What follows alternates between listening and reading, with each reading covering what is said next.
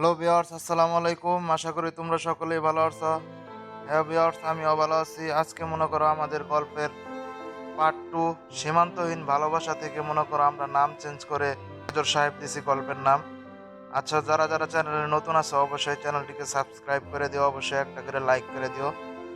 আর তোমার ভাইকে অবশ্যই সাপোর্ট করো, ঠিক আছে গাইস? তো গল্প আজাইরা কথা বাদ দিয়ে গল্প শুরু করা যাক। এইবার কত দিনের ছুটিতে এসেছিস রে সারোয়ার? সারোয়ার তখন বলল 10 দিনের। তাহলে তো হাতে বেশি সময় বাকি নেই। মেয়েটাকে কেমন দেখলি? পছন্দ হয়েছে? কথা আগাবো? সারোয়ারকে খেতে দিয়ে তার মা সুরাইয়া বেগম বিয়ে নিয়ে কথাবার্তা শুরু করেছেন। সারোয়ার একটু আগেই বাহির থেকে ফিরেছে। শেষ ছুটিতে বাড়িতে আসতেই মা পুত্রবধূর ইচ্ছা পোষণ করে। সারোয়ার তেমন একটা বিরোধিতা করে না। তার বিয়ে করার যে অনেক ইচ্ছা তাও নয়। তবে মায়ের কথা ভেবেই বিয়েতে রাজি হয়েছে। বাড়িতে বউ আসলে মায়ের অনেক সুবিধা হবে। সারোয়ারের বাবা নেই, মারা গেছেন। তারা দুই ভাই এক বোন। ছোট ভাই বোনের সাথেই মা বাসায় থাকেন। বোনটা এখনো ছোট, তাই বাসায় বড় কোনো মেয়ে মানুষ থাকলে মায়ের জন্য ভালোই হবে। সব ভেবেই সারোয়ার বিয়েতে রাজি হয়েছিল। তবে আজ রিদার সাথে কথা কথা বলে তার বিয়ের প্রতি তেমন একটা আগ্রহ কাজ করছে না। শুধুমাত্র মায়ের কথা ভেবে বিয়েতে রাজি হয়েছে। তোমার ইচ্ছা চাইলে কথা বলতে পারো। এটা কেমন কথা বললি? বিয়ে করবি তুই, আমার মতামত দিয়ে চলবে নাকি? বিয়েটা আমি করলেও থাকবে তো তোমার সাথেই। অত ভেবে আমার লাভ কি? কিন্তু আমি তো আরো ভাবছি বউকে তোর সাথে পাঠিয়ে দিব। তুই ব্যস্ত থাকিস, কথাবার্তা হয় না, টেনশনে থাকি। এবার অন্তত বউকে ফোন দিয়ে তোদের খবর নিতে পারবো। ওসব হচ্ছে না আম্মু। এমনি আমি ব্যস্ত থাকি, কাউকে সাথে নিয়ে ঝামেলা বাড়ানোর কোনো মানে নেই। আর তোমারও একজন সাথী প্রয়োজন। তোমার সাথেই থাকবে। আর কোনো কথা বলো না। সারোয়ার খাবার শেষ করে উঠে পড়ে। ঠিক তখনই বাড়ির সদর দরজা দিয়ে পা টিপে টিপে একটা ছেলেকে বাসায় প্রবেশ করতে দেখা যায়। সারোয়ার রুমে না গিয়ে সেখানেই দাঁড়িয়ে পড়ে তাকিয়ে তাকিয়ে ছেলেটার কাহিনী দেখতে থাকে। ছেলেটা আশেপাশে খেয়াল না করেই নিজের রুমের দিকে যেতে নিলেই পিছন থেকে সারোয়ার গম্ভীর কণ্ঠে ডাক দেয়, ওখানেই দাঁড়া, এক পাও সামনে আগাবি না। সাথে সাথেই ইমনের পা সেখানেই আটকে যায়। পিছু ঘুরে বড় ভাইকে দেখেই একটা শুকনো ঢোক গিলে পরক্ষণেই দরজার দিকে তাকায়। ইমনের চোখ ঘোরানোর দিকে খেয়াল করে সারোয়ারও সেদিকে তাকায়। দেখতে পায় দরজার দাঁড়ানো একটা মেয়ে মাথা নিচু করে ভয়ে দাঁড়িয়ে আছে। কোথায় ছিলি তোরা? ভাইয়ের গম্ভীর কণ্ঠ শুনে ইরিন কথা বলার শক্তি হারিয়ে ফেলে। তাদের ভাইটা এমন দজ্জাল কেন? ভয়ে সে উত্তরটাও দিতে পারছে না। ইরিনকে চুপ থাকতে দেখে ইমনই মুখ খোলে, আসলে ভাইয়া একটু কাজে গিয়েছিলাম, ওই লাইব্রেরিতে। কাজ? লাইব্রেরিতে কাজ? কি কাজ করছিস? লাইব্রেরি পরিষ্কার করতে গিয়েছিলে নাকি? না মানে, সত্যি কথা বল। মিথ্যা বলা আমি পছন্দ করি না। এবার ইরিন একটু আগায়, মৃদু কণ্ঠে বলে, আমি ইমনকে নিয়ে গিয়েছিলাম, একটু ফুচকা খেতে ইচ্ছে হয়েছিল তাই। তারপর ফুচকা খেতে গিয়ে কখন দুপুর দুপুর পার হয়ে গেছে টের পাসনি, তাই তো? এটা তার ভাই বলল আর কি। ইরিন চুপ করে থাকে। এমনি হলে সে চুপ থাকতো না। তবে আজ তারা ভুল করে আসছে। আর বুঝাই যাচ্ছে সারোয়ার সেটা কোনোভাবে জেনে গেছে। তাই ভাইয়ের সামনে মিথ্যে বলতে পারছে না। মারামারি করছিস কেন? মারামারি করছিস কেন? সুরাইয়া বেগম দ্রুত এগিয়ে আসেন। কিরে, কিসের মারামারির কথা বলছিস? কি করেছে তারা? তোমার ছেলে বাহিরে মারামারি করে এসেছে আজকে। শুধু সে একা নয়, তোমার মেয়েও সাথে ছিল। কি? ইরিন, কি বলছে তোর ভাই? আর ইমন? তুই কিছু বলিস না কেন? ওই শয়তান দুইটার মায়ের খাওয়ার মতোই কাজ করেছিল আম্মু। আমার সাথে ইরিনকে দেখে আজে বাজে কথা বলছিল। আজকাল এদের জন্য ভাই বোন হয়েও একসাথে বাইরে বেরোতে পারি না। প্রচন্ড রাগ উঠেছিল, তাই ইচ্ছে মতো পিটিয়ে এসেছি। তোরা বড় হবি না? ভাই বোন বাহিরে যাচ্ছিস ভালো কথা, কোথাও ঝামেলা দেখলে এড়িয়ে চলে আসতে বলিনি? তোদের ভাই কত বড় একটা চাকরি করে জানিস না? তোদের একটু ভুলের জন্য সব সারোয়ারের উপর দিয়ে যাবে। কবে বুঝতে শিখবি তোরা? ইমনের মুখে আসল কাহিনী শুনে সারোয়ার একটু নরম হয়। ইমন আর ইরিন যমজ ভাই বোন, তবে তাদের চেহারার মধ্যে কোনো মিল নেই। নন আইডেন্টিক্যাল যমজ ওরা। দুজনের চেহারাতে সদৃশ্য খুবই কম। একদম খুঁটিয়ে না দেখলে বোঝাই যায় না। সারোয়ার হৃদার সাথে দেখা করে মাইন্ড ফ্রেশ করার জন্য একটা খালি জায়গায় গিয়ে প্রকৃত উপভোগ করেছিল। তখন সেখানে তার একটা ফ্রেন্ডের সাথে দেখা হয়ে গিয়েছিল। তার থেকে জানতে পেরেছে রাস্তায় কোথায় নাকি ইমন আর ইরিন মিলে দুটো ছেলেকে পিটিয়েছে। শুধু এর পেছনের কারণটা জানতে পারেনি। এখন সব শুনে সারোয়ার বলে, ছেলের দুটোর পরিচয় কি জানিস কিছু? এলাকার বখাটে হবে হয়তো। তুমি আর প্যারা নিও না, আমরাই শায়েস্তা করে দিয়েছি। বদমাশগুলোকে একেবারে মেরে ফেলতে ইচ্ছে হয়েছিল। হয়েছে অনেক, ফ্রেশ হতে যা, পরে এসে খাবার খেয়ে নিস। তারপর মায়ের দিকে তাকিয়ে বলে, আম্মু আমি রুমে যাচ্ছি, অনেক ক্লান্ত, আমি ঘুমাবো, ডেকো না আমায়। সারোয়ার সোজা রুমে এসেই বিশ্রাম নেওয়ার জন্য শুয়ে পড়ে।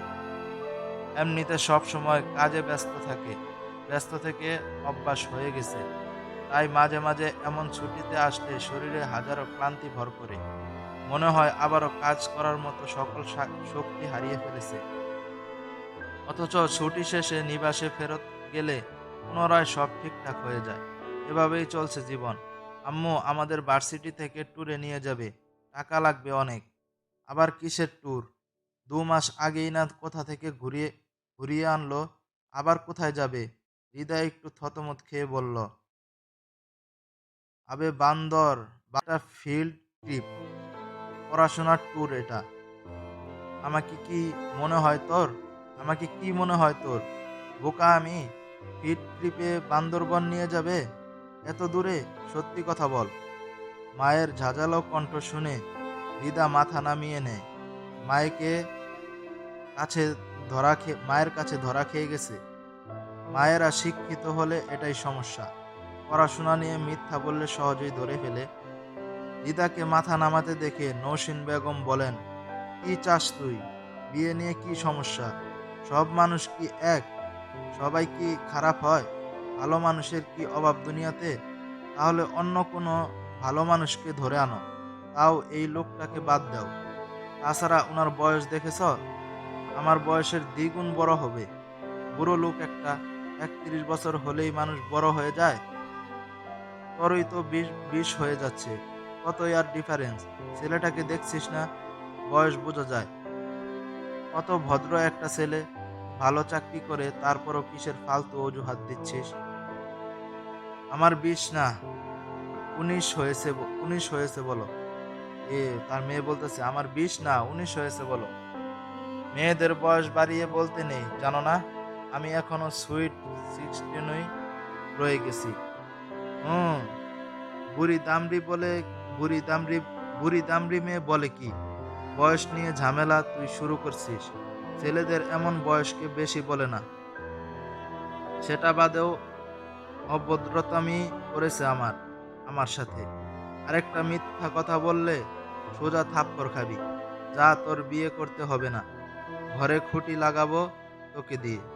ভালো সম্বন্ধ হাতছাড়া করতে হচ্ছে তোর জন্য। আমাদের বান্ধবীদের সম্পর্কটা নষ্ট হবে এবার। নৌসিন বেগম রাগে গজগজ করতে করতে চলে যায়। হৃদা মাথা নামিয়ে দাঁড়িয়েছিল। তখন তার ছোট বোন তোবা এসে পাশে দাঁড়ায়। সে এবার ইন্টারে পড়াশোনা করছে, এবছর এইচএসসি দিবে। বোনের সাথে তার ধুমুক সম্পর্ক, এই ভালো এই খারাপ। তবে দুজনেই আবার দুজনে বিপদে পাশে দাঁড়ায়। কাছাকাছি বয়স বলে দুজনের মধ্যে আন্ডারস্ট্যান্ডিং তাও বেশ ভালোই। কি করবি এবার? সত্যি বিয়েটা করবি না? এত ভালো পাত্র হাতছাড়া করে ফেললি? হুম। পরে পস্তাবি না তো? তোর তো স্বভাবই ভালো। স্বভাব স্বভাবই ভালো জিনিস তোর তো স্বভাবই ভালো জিনিস ফেলে দিয়ে পরে আবার টুকিয়ে নিস। এবারও এমন হবে না তো? হৃদা নরম গলায় বলে, না, আমি শিওর এবার। আর্মি মানুষ আমার পছন্দ না তোবা। আমি পারবো না সারা জীবন টেনশন নিয়ে বেঁচে থাকতে। ওরা দেশ সেবা করতে গিয়ে পরিবারের কথা ভুলে যায়, যোগাযোগটাও বন্ধ হয়ে যায় তখন। বাকি বাকি সব ফালতু কারণ বাদ দিলেও এই হারিয়ে ফেলার ভীতিটা কি বড় কারণ নয়? তুই জানিস তো আমি কোনো সাধারণ কোনো পছন্দের জিনিস হারানো নিয়ে কত ভয়ে থাকি। আর সেখানে আমার স্বামীর কথা, ভবিষ্যতের ব্যাপার নিয়ে ছেলেখেলা করি কিভাবে বল? সুবা সব শুনে দীর্ঘশ্বাস ফেলে। সে বয়সে ছোট হয়েও যতটা বুঝদার, তার বড় বোন ততটাই অবুঝ। খুবই সেনসিটিভ সে। অল্পতেই ভেঙে পড়ে। তার দ্বারা এসব পেশার মানুষের বউ হওয়া সত্যি সম্ভব না। সে পারবে না সারা জীবন ভয়, ভীতি, শঙ্কা নিয়ে জীবন কাটাতে। ঠিক আছে, ভালো মনে হয় কর, যা ভালো মনে হয় কর। দেখি আব্বু আম্মু কি সিদ্ধান্ত নেয়। রাতে খাবারের পর হৃদার বাবা হৃদার সাথে কথা বলতে আসেন। হৃদা তখন খেয়ে দিয়ে বারান্দায় গিয়ে বসেছিল। বাবাকে দেখেই উঠে দাঁড়ায়। আব্বু বসো এখানে, হঠাৎ আসলে যে? আমার মেয়ের কাছে আমি আসতে পারি না? হৃদা বাবার কথায় হেসে ফেলে। হৃদার বাবা কবির ইসলাম, পেশায় একজন বেসরকারি চাকরিজীবী। দুই মেয়ের সবচেয়ে ভালো বন্ধু তিনি। মায়ের চেয়েও মেয়েরা বাবার জন্য বেশি পাগল। কবির সাহেবও মেয়েদের সাথে বন্ধুত্বপূর্ণ আচরণ করেন, যাতে সব সময় কাছে না থাকলেও মেয়েদের সাথে বাবার কোনো দূরত্ব সৃষ্টি না হয়। অবশ্যই পারো, বসো আব্বু। কবির সাহেব কবির সাহেব বসে মেয়ের পড়াশোনা নিয়ে কিছু কথা বলেন। হৃদাও উৎসাহী হয়ে কত ঘটনায় বাবার সাথে শেয়ার করে। সব সময় সুযোগ না পাওয়ায় মাঝে মাঝে মাঝে মাঝে সময় করে তাদের বাবা মেয়ে ভালোই আড্ডায় বসে। বেশিরভাগই হৃদার সাথে কথা হয় ওনার। সুভাষ সব সময় এগিয়ে আসে না, সে একটু অন্যরকমই। তবে হৃদা অনেক সফট মনের মানুষ। বাবার সবচেয়ে বড় বাবার সবচেয়ে বড় প্রিয় মেয়ে সে। তোমার আম্মুর সাথে কিছু নিয়ে মন কষাকষি হয়েছে। মায়ের মন খারাপ দেখলাম। তোমার আম্মুর সাথে কিছু নিয়ে মন কষাকষি হয়েছে? মায়ের মন খারাপ দেখলাম। হৃদা মাথা নাড়িয়ে বলে, জানোই তো কিছুদিন ধরে আম্মুর ওই বান্ধবী আন্টির ছেলের সাথে বিয়ের কথা বলছে, কিন্তু ছেলে আর্মি, তাই না করে দিয়েছি। সেজন্যই রাগ করেছে। না করছো কেন? সারোয়ার ছেলেটা সত্যি ভালো ছেলে, ওর সাথে কথা হয়েছে আমার। ওদের পরিবারটাও অনেক ভালো। তুমি ভালো থাকবে সেখানে মা।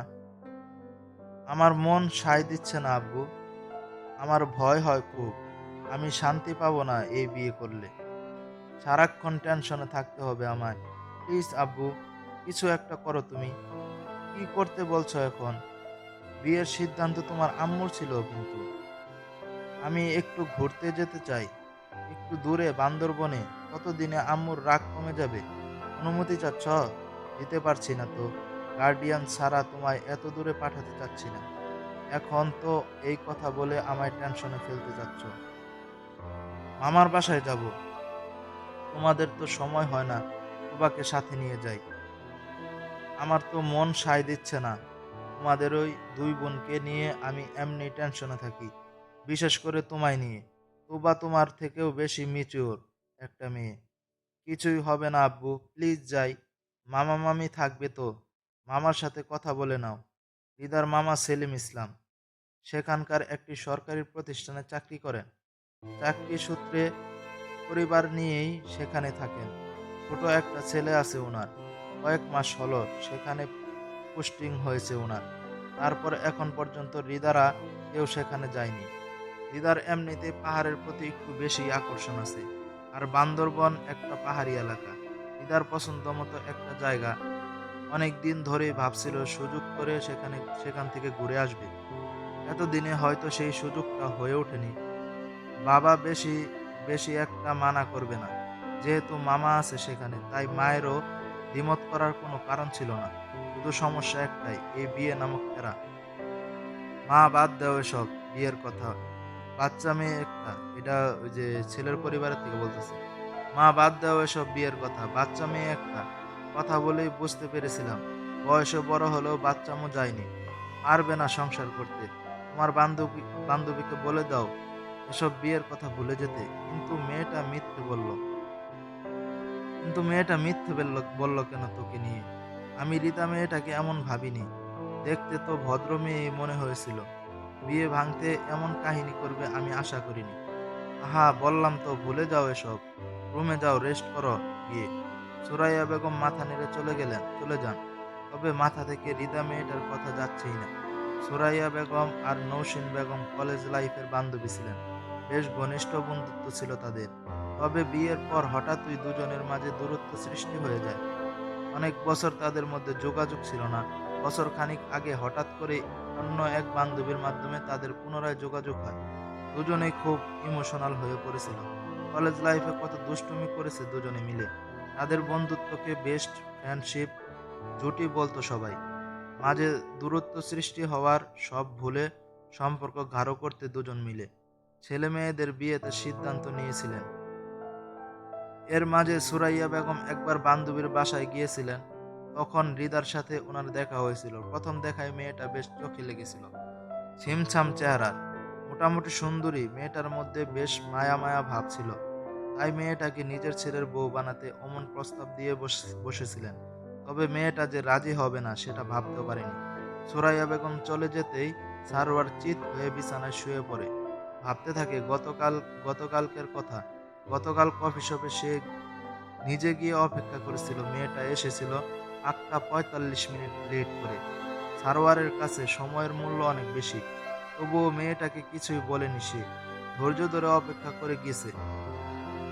মেয়েটা আসতেই প্রথম দেখাই তার কাছে বেশ ভালো লেগেছিল। বয়স কম মেয়ের, সেটা দেখেই বোঝা গিয়েছিল। কফি অর্ডার দিয়ে কিছুক্ষণ বসেছিল। দুজনের কেউ কথা বলেনি। সারোয়ার শুধু তাকিয়ে থেকে মেয়েটাকে পর্যবেক্ষণ করেছিল। তারপর কফি আসতেই কথা বলা স্টার্ট করে। তবে মেয়েটাকে দেখে যতটা সরল ভদ্র মেয়ে মনে হয়েছিল, মেয়েটার ব্যবহার দেখে পরে আর সেসব মনে হয়নি। বলা যায় সারোয়ারের মনটাই ভেঙে গিয়েছিল। যদি মেয়েটাকে একটু ভয় দেখাতে জোর করে বিয়ের কথা বলেছিল, তবুও মেয়েটার মধ্যে তেমন কোনো রিয়াকশন দেখা যায়নি। যেন সে সিদ্ধান্তে অটল। আর সারোয়ার জোর করে বিয়ে সংসারের উপর বিশ্বাসী নয়। এসব তার পার্সোনালিটির সাথে যায় না। তাই সব শেষে সিদ্ধান্ত নেয় এই বিয়ের কথা বাদ। বিষয়টা যেহেতু বেশি দূর গড়ায়নি, তাই এখানে স্টপ করে দেওয়াই ভালো হবে। সবারই নিজ নিজ জীবনে ভালো থাকার অধিকার আছে। মিস রিদাকেও সে ছেড়ে দিল। অভদ্রতামি করার জন্য শাস্তি দিল না। তবে বিয়েটা ঠিক হয়ে গেলে গতকালকের ব্যবহারের জন্য ঠিকই শাস্তি পেত। মেয়েটার ভাগ্য ভালো যে সে সারোয়ারের ভাগ্যে নেই। নয়তো নিজে অভদ্রতামি করে উল্টো দোষ তার ঘাড়ে চাপানোর জন্য কঠিন শাস্তি পেতে হতো তাকে। গল্পটা আপনাদের কাছে কেমন লাগছে অবশ্যই কমেন্ট করে জানাবেন। আর নেক্সট পার্টের জন্য অবশ্যই বেশি বেশি কমেন্ট করবেন আর লাইক করবেন। আমি এই ভিডিওতে 100 লাইক চাই। 100 লাইক পেলে অবশ্যই নেক্সট ভিডিও নিয়ে আসবো, নেক্সট পার্টটা নিয়ে আসবো। তো দেখতে থাকুন, আশা করি সকলের কাছে ভালো লাগছে। অবশ্যই গুড বাই, টাটা।